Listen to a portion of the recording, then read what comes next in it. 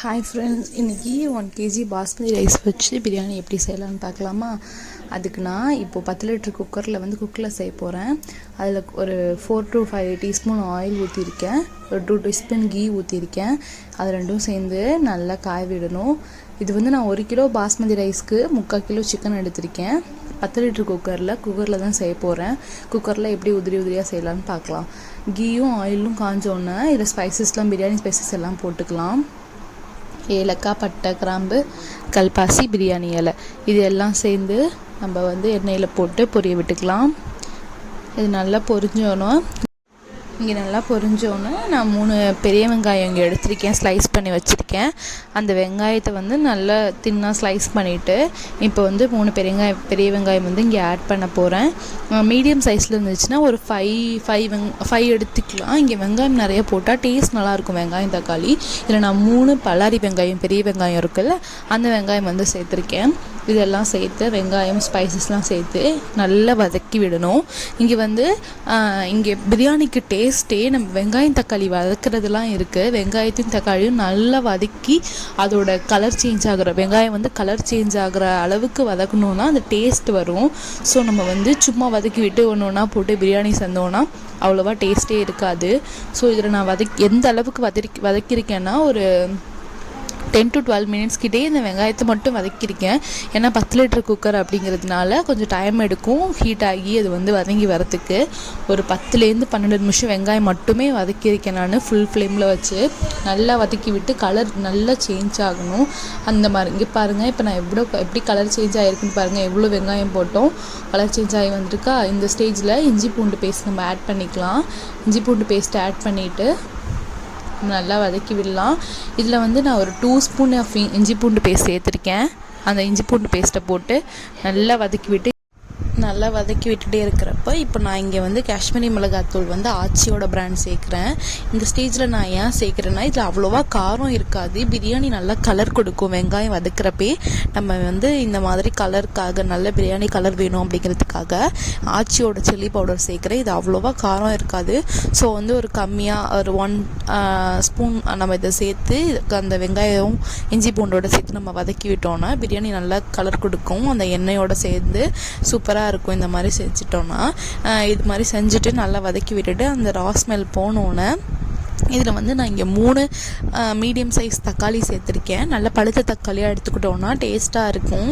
இங்கே ஒரு 3 medium size தக்காளி எடுத்துகிட்டு எல்லாரையும் சேர்த்து நல்லா கிண்டி விட்டுறேன்.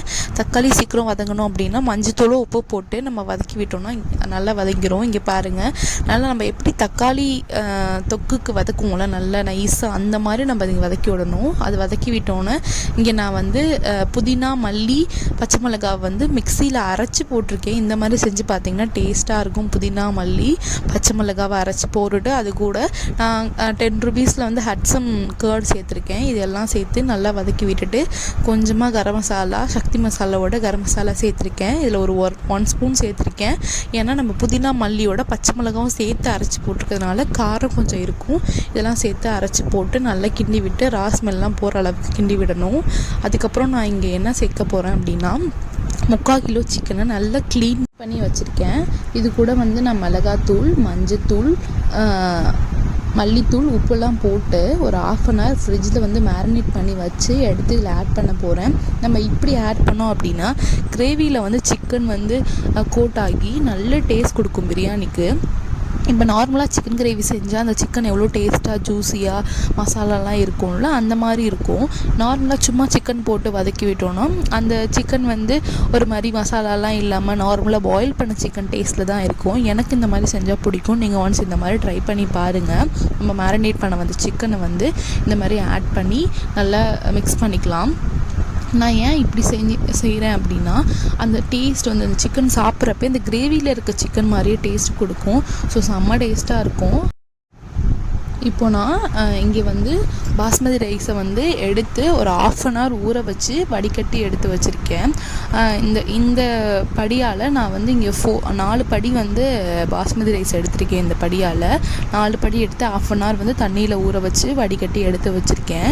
இப்போ 1க்கு 1.5 அப்படிங்கிற அளவில் இந்த படியால் இப்போ நான் 4 படி அரிசி போட்டிருக்கேன் அப்படிங்கிறதுனால இப்போ நான் இப்போ 6 படி தண்ணி எடுத்துக்கணும். இப்போ 1க்கு 1.5 அப்படின்னா இப்போ 4 படி தண்ணி எடுத்துக்கணும். அதுக்கு நான் என்ன பண்ணியிருக்கேன்னா இப்போ 5 படி வந்து தண்ணி எடுத்துக்கிட்டு அதில் ஊற்றுற பாருங்கள்.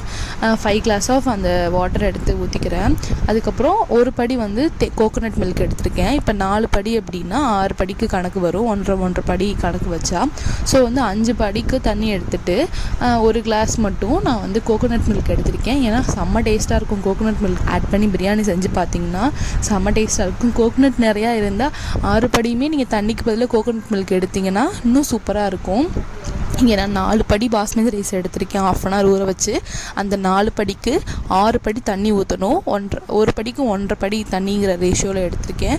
ஸோ 5 படி தண்ணி ஊற்றிட்டு 1 படி கோகோனட் மில்க் ஆட் பண்ணியிருக்கேன். இப்போ நம்ம எடுத்து வச்சுருக்க தண்ணி, கோகோனட் மில்க் எல்லாத்தையும் கொஞ்சம் கொஞ்சமாக ஆட் பண்ணி நம்ம அதில் சேர்த்துக்கலாம். நான் ஏன் இங்கே உப்பு சேர்க்கலை அப்படின்னா வெங்காய தக்காளி வதக்கிறப்ப உப்பு ஆட் பண்ணியிருக்கேன். அப்புறம் மேரினேட் பண்ண சிக்கன்லேயும் உப்பு ஆட் பண்ணியிருக்கேன்னா ஸோ அதனால் உப்பு சேர்க்கலை. லாஸ்ட்டாக தண்ணியெலாம் ஊற்றி கொதிக்க விட்டுட்டு உப்பு செக் பண்ணி நம்ம உப்பு சேர்த்துக்கலாம். உப்பு காரம்லாம் நான் செக் பண்ணி பார்த்ததுல காரம் கொஞ்சம் பத்தலை. ஸோ இதை எல்லாத்தையும் தண்ணியெல்லாம் போட்டு நல்லா கொதிக்க விடணும். நம்ம நல்லா இந்த மாதிரி எல்லாத்தையும் ஒரு மிக்ஸ் கொடுங்க. கோகோனட் மில்க்கு, வாட்டரு, அங்கே உள்ளே போட்டிருக்க சிக்கனு எல்லாமே சேர்த்து நல்லா ஒரு மிக்ஸ் கொடுத்து கொஞ்சம் ஒரு கொதி வர விடணும். இப்போ நான் அதில் டேஸ்ட் பண்ணி பார்த்ததில் உப்பு கம்மியாக இருந்துச்சு. ஸோ இப்போ இதில் உப்பு கொஞ்சம் ஆட் பண்ணிக்கிறேன். நம்ம தண்ணி கலந்தோடனே உப்பு போட்டோம் அப்படின்னா உப்பு கொஞ்சம் கரிக்கிற மாதிரி இருந்தால் தான் பிரியாணியோட சாப்பிட்றப்ப டேஸ்ட் நல்லாயிருக்கும். சரிங்களா? கொஞ்சம் உப்பு ஒரு கல் அதிகமாக இருந்துச்சுன்னா தான் பிரியாணி வந்து சாப்பிட்றப்ப டேஸ்ட்டாக இருக்கும். கரெக்டாக இருந்துச்சு அப்படின்னா கொஞ்சம் உப்பு கம்மியாக இருக்க மாதிரி இருக்கும். ஸோ தண்ணியெல்லாம் சேர்த்துட்டு கொதி வந்தோடனே நான் வந்து இப்போ அரிசி ஆட் பண்ணுறேன். அரிசி ஆட் பண்ணி கரெக்டாக ஒரு விசில் விட்டு ஒரு 2 minutes கழித்து ஆஃப் பண்ணிடணும். ஒரு மீடியம் ஃப்ளேம்லேயே வச்சு விசில் விட்டு ஆஃப் பண்ணுங்கள்.